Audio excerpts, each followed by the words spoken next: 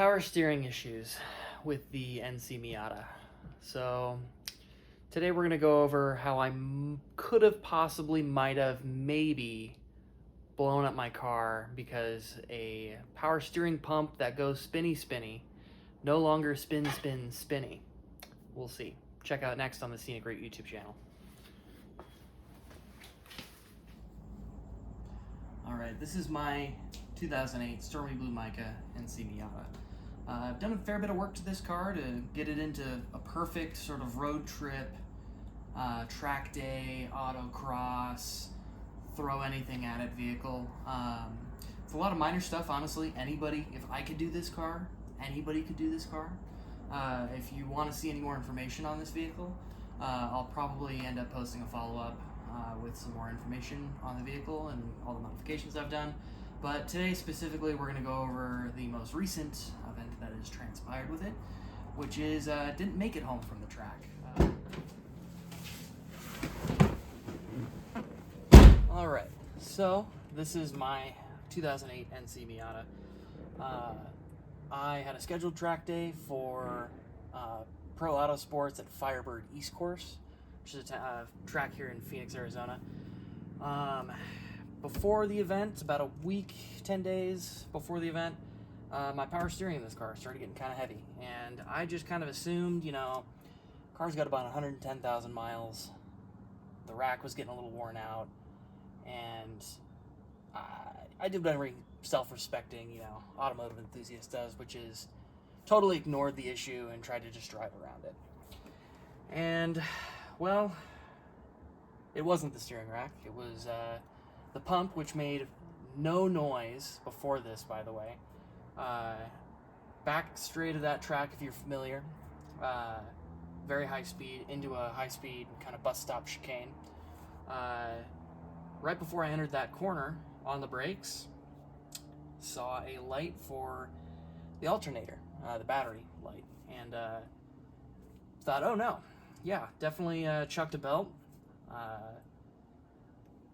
Went to go pull off the track at the end of that chicane, made through the corner like you should. Looked down, temps got to 268, which not ideal. Let's just say not ideal. So we'll see. It's probably okay. I mean, let's hope it's okay. Let's stay tuned. We'll see.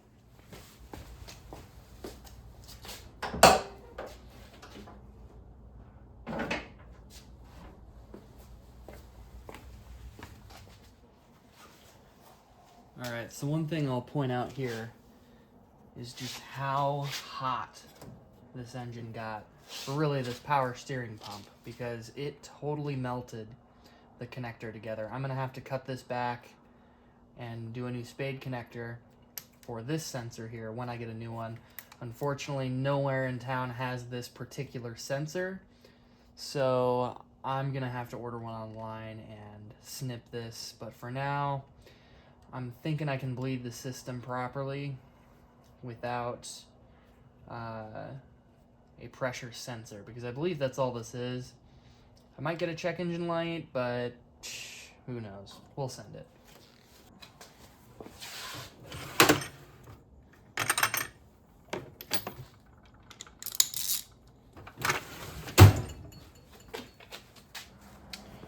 Okay, so jumping right into it.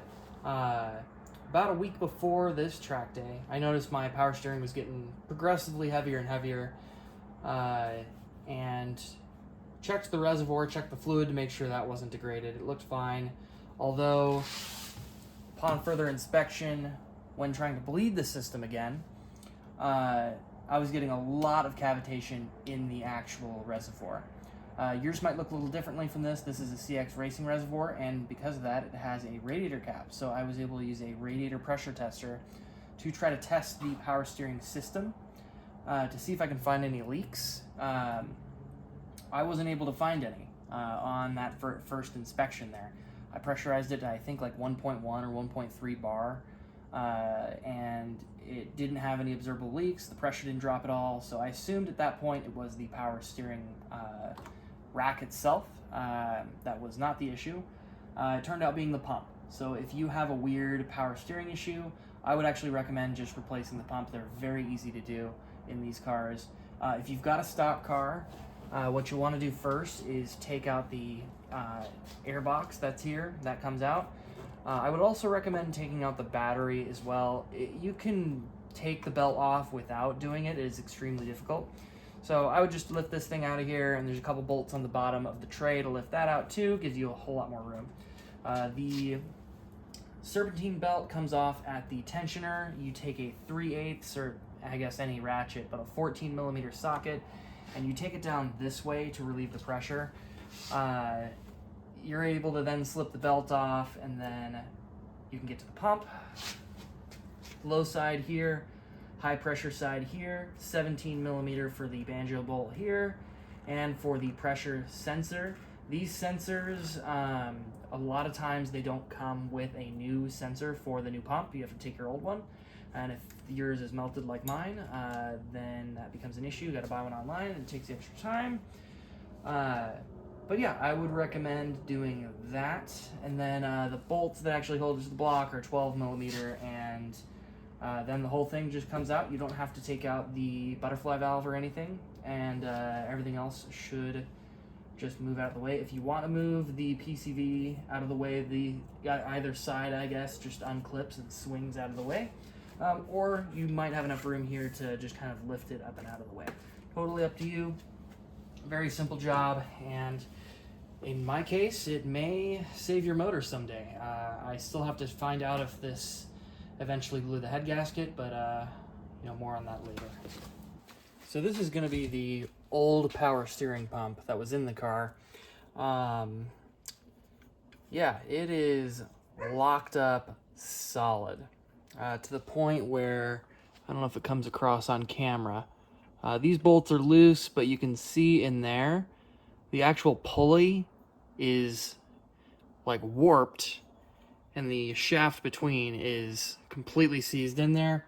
You can see all this crap that came out of it when I opened the backing here, but if we undo these bolts, we'll be able to see the kind of internals of, oh geez, if I can get it open. There we go. Internals of a power steering pump, and I wish you could smell this because it just smells like death.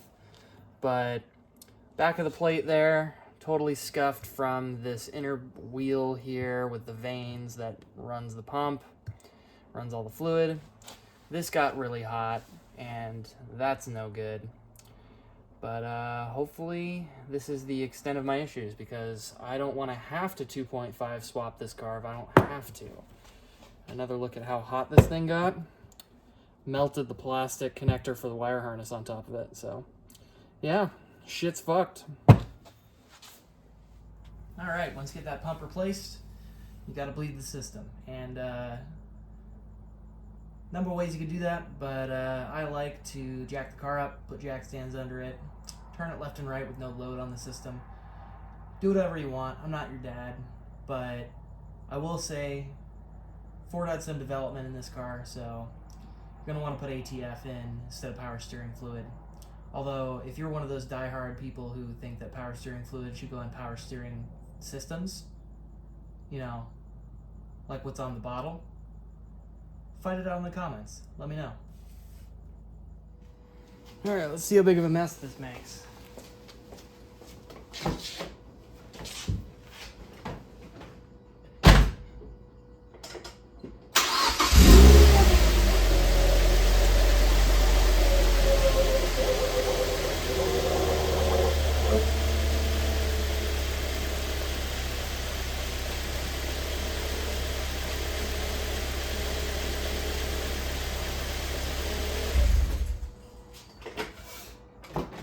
Way better.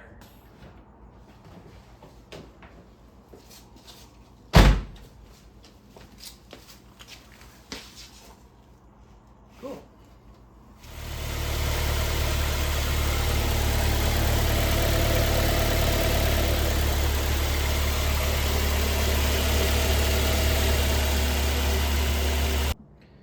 Right, well, took the car for a little bit of a test drive, and it looks like there's a bit of a leak on the bottom side of the power steering pump.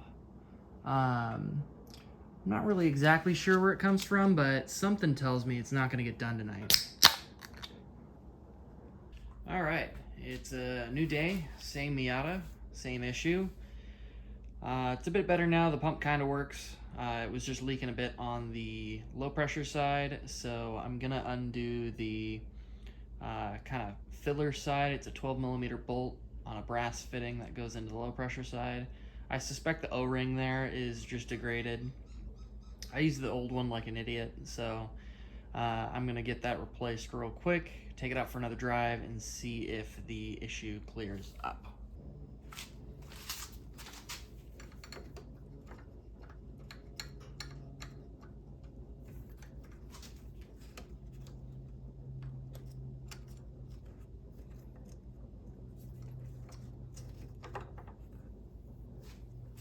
Probably going to be the issue here. It's a new O-ring.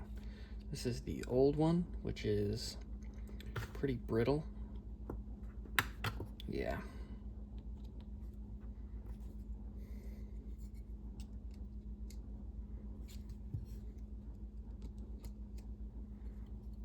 Yeah, look at that.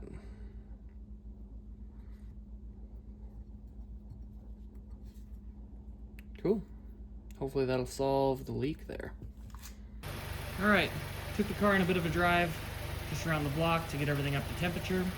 And I mean, all seems normal. The pump could use a little bit more bleeding. I might jack the car up and try again here with the car running. But aside from a little excess pressure in the reservoir, nothing out of the ordinary, no major leaks, no big issues. I'm going to keep an eye on the temps for the coolant, make sure the head gasket isn't gone, and also check the oil to make sure it's not milkshaked. But yeah, appears she is surviving to fight another day. Alright, that's going to be everything today on the Scenic Route YouTube channel. My name is Joe, and this is my NC, and I hope you enjoyed it. If you want to see anything further about this car and kind of the story on it, just leave a comment down below. Take it easy.